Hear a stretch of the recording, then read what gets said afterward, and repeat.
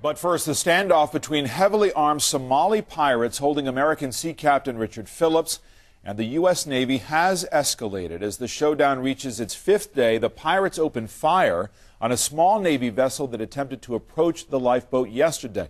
With us for the very latest, NBC News Pentagon correspondent Jim Miklashevsky and the Chief Executive Officer of the U.S. Naval Institute, Major General Tom Wilkerson. Welcome to both of you. Mick, what is the very latest? Well, the very latest, David, is that the pirates, the four pirates that are holding Captain Richard Phillips hostage aboard that lifeboat, the standoff continues between them and several U.S. Navy warships. The disturbing thing about that shooting incident last night, well, none of the sailors were hit. After all this time locked up aboard that lifeboat, it proves that those pirates still have some fight left in them. Also, what was remarkable to me yesterday was the revelation that the lifeboat is now only 20 miles off the shores of Somalia. That puts them dangerously close to getting on shore with their hostage, Captain Phillips. And that's the last thing the U.S. Navy wants to allow them to do. So what's probably going to happen is the U.S. warships are going to try to jockey themselves, position themselves between the lifeboat, the four pirates and the hostage, and the shore to make sure that doesn't happen. Now, the Maersk, which was the actual vessel, the cargo ship, which Captain Phillips was at the helm of, did reach port in Mombasa. That crew's safe, now being interviewed by the FBI. That's the next step here. That's right. And when the Maersk Alabama pulled in, the FBI declared it a crime scene. So that ship, that crew are on lockdown for the next several days so the FBI can get on with their investigation. After all, this is technically, it's not a military issue, it's a law enforcement issue. But what it does do is delay the return of those 19 remaining American sailors home. General Wilkerson, let's have a look at the actual lifeboat that we're talking about, because it's not what you would imagine or what you see in the movies. This is actually a picture of what it looks like. It's a self-contained steel hull, I believe, and there's plexiglass on it so you avoid exposure. Describe what it must be like out there. You've got both the pirates and Captain Phillips on board. This is why it seems like the Navy wants to really wait them out. Well, there's 5 people inside. It's completely sealed. If it were to turn over, it automatically can right itself. It has all of the necessary survival mechanisms, food, water, shelter, and so it's almost an insulated entity, and it's very difficult to get at it. So you need to wait it out a little bit.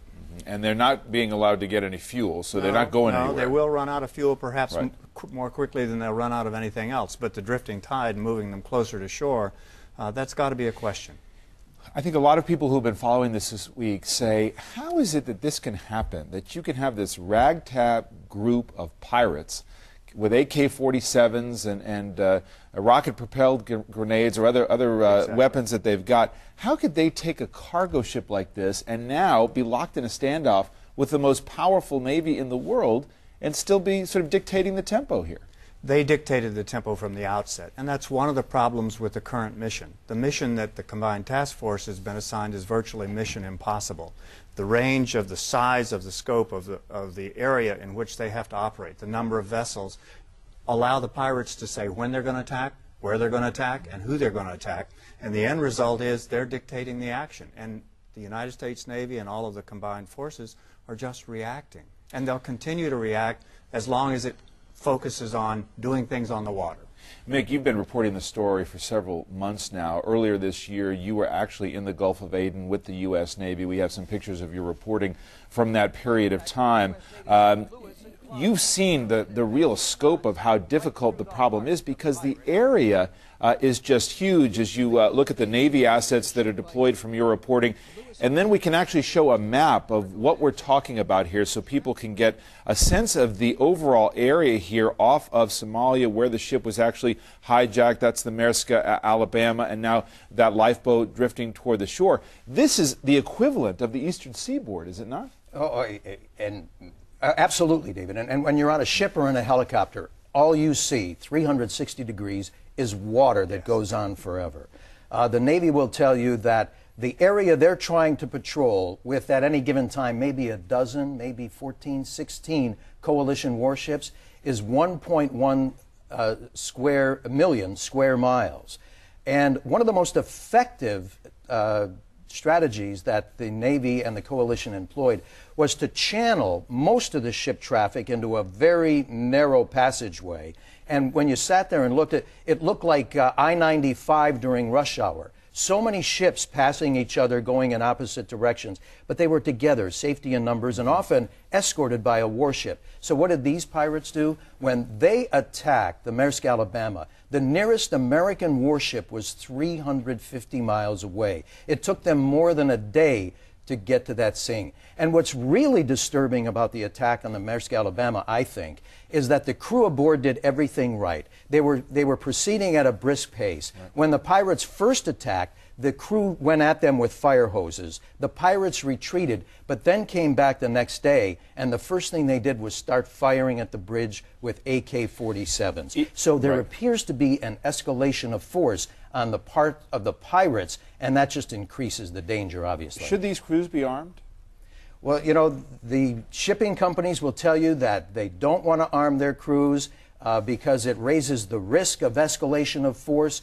It also raises their liability through the roof, and liability insurance through the roof. And quite frankly, I was told that shortly after the Maersk, Alabama was taken, the shipping company officials let the military know that, look, we know this is a dangerous situation, but we are willing to negotiate, pay the ransom, and move on. Mm-hmm. And that's what so many of these pirates count on, that they are not going to meet resistance, that they'll hold the ship for several days and then reap their 1, 2, as high as $3 million in ransom. General, you've made the point that we're talking about piracy on the high seas, but what we're really talking about is a failed state in Somalia.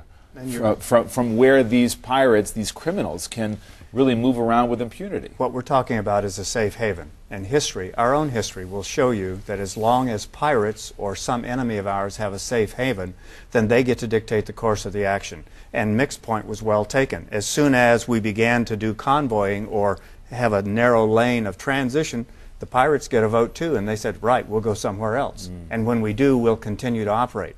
250 some hostages, 66 vessels this year, $80 million roughly last year in ransom. All that tells you is they have no incentives to stop right now. And so what's the end game? We haven't heard from President Obama on this. The administration has let this maritime group, the interagency work go forward. Is this a larger threat? How does it get prevented? It's not necessarily a threat, but there's always, as you know, living in this city, there's the deal of perceptions. And the perception is the most powerful military nation in the world is unable to counter a bunch of thugs on the high seas. And there's something underlying that, too, which is there is a very real terrorist threat growing in Somalia for the very same reasons you brought out, David. It's not governed well, so you can grow whatever you want to grow. The end result is the president has some challenges because the mission he's given everyone today is not working, and whatever he decides, even if it's to do nothing, it ends up being a decision, and there are ramifications about it. Mick, what's the end game here? How does the administration hope this gets resolved? Well, the U.S. military will tell you they can't do it alone. They in fact have plans. Military plans drawn out to go on shore and take care of some of these pirates, to eliminate some of those pirate camps on shore. But then there's the what next factor. And they just don't think that at this point, that with 2 wars in Iraq and Afghanistan, that the Obama administration, the civilian leadership, is willing to take that step. And as I said, the military is not exactly sure what would be the end game there. And it's going to take an international effort to try to stabilize Somalia. But nobody seems willing to even approach that right now. Right. And for the terrorist connection, U.S. military and intelligence officials tell us there appears to be no link between the pirates themselves, who in the off-season are fishermen, and belong to tribal groups, and terrorist organizations. But they're keeping a close eye on that to see any kind of nexus there. And for these pirates themselves, the goal here, get them to Kenya, right, where they could actually be jailed and prosecuted? Is that the thought? Well, the United States has an agreement with the Kenya government that if they pick up pirates and have enough evidence,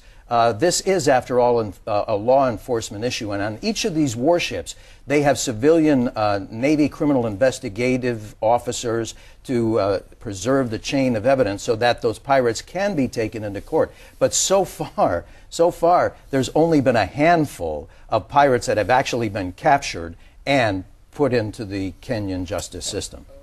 Final point quickly. And therein is the problem. We need a two-track strategy. We've got to build a decent government in Somalia that can govern, but at the same time, if you allow the pilots sanctuary, then what you're really saying is they can continue to conduct operations. All right, we'll leave it there. Obviously, our thoughts and prayers with Captain Phillips and his family, particularly on this Easter Sunday. Thank you both very much. Coming